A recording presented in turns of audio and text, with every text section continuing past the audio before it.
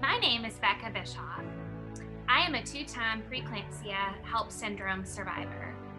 I am humbled and grateful to be able to spend a few minutes with you today sharing my story. My pregnancy with my daughter, who is now 10 years old, felt normal up until the very end.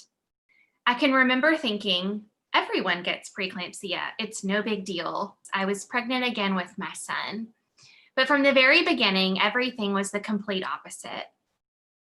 One of the biggest red flags that I've come to understand in hindsight is that my care was not with an MFM. I continued to stay with my regular OB.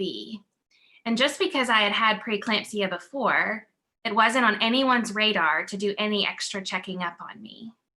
When I was 25 weeks pregnant, I mentioned at one of my checkups how I had gained the weight, but still wasn't eating. I was told, oh, you're probably just retaining fluid being out at the pool. I also shared the fatigue that just seemed excessive. I was reminded I had a 2-year-old, so of course I'd be tired. At each visit, I communicated how I felt, but every single thing I mentioned was met with a resounding, that's normal. And my last visit, before my son was born, I was explaining how I was aching from head to toe, hardly had the energy to get out of bed. I was falling asleep in the middle of the day with my daughter, had these horrible headaches, and the story goes on. The nurse said to me, well, you look cute. It was as if, because I wore pink lipstick and cute clothes, meant that I couldn't really be sick. My blood pressure was 135/90. And as I say that to you now, you might be initially thinking, oh, that's nothing. But my normal was always 110/70. And after getting my records years later, I discovered that around that 25-week mark, when I began mentioning my extreme fatigue and sickness, was when my pressures began to creep. Thankfully, she decided to run the preeclampsia panel. The very short version of my story is I had tanking platelets, sky-high liver levels, and needed to deliver that day. There was no information given to my family there that day other than she's a really sick girl and we don't need people around her.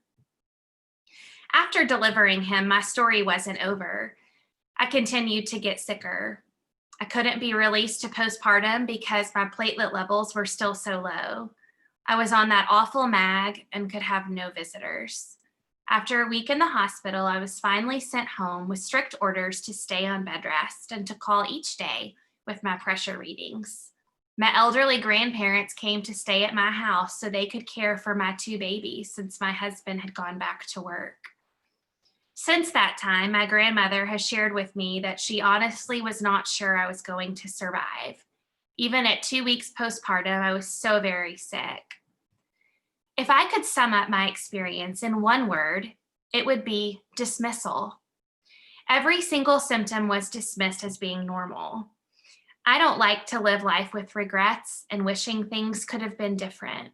My story had a happy ending. But knowing what I know now, there are things that could have gone better. If there had been an understanding as a patient of what signs to look for, I could have been a little more aggressive in expressing my symptoms. Not only did my experience affect the birth of my child, it forever impacted my future of having children. At the age of 29, I had a full hysterectomy. That decision has created a catalyst of additional health conditions for me. To look at me, you'd never know. I teach my children to find the joy in the everyday. And while I can't go for a bike ride with my daughter or climb a mountain with my son, I can put sprinkles on pancakes and celebrate the everyday sweet moments God kept me here for. You have such an important role. You get to help bring life into this world.